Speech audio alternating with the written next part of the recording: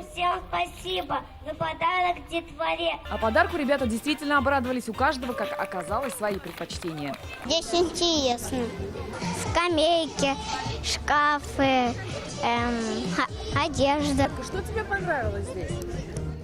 Котейка. Качелька? Еще что?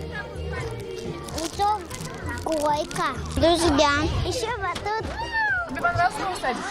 Да! Что тебе понравилось? Все. Здесь ладоши хлопать и ногами топать. Здесь и сильный, здесь и смелый, здесь и ловкий и умелый. На месте детской площадки раньше был пустырь. Ржавые качели заменили на новые, поставили беседки и песочницу. Функциональность особенно оценили мамы. Первый раз первого ребенка отдаем в садик этот. Ну, не в этом году, через год. Ребенку должно быть интересно там находиться, потому что это второй дом.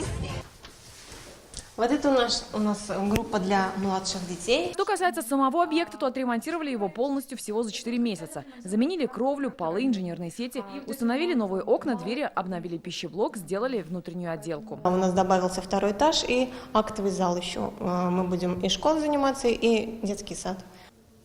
От прежнего детского сада не осталось и следа. Здесь абсолютно все новое, в том числе книги, мебель и даже новые игрушки. Их закупили, кстати, на средства, дополнительно выделенные администрацией Верхнеуслонского района.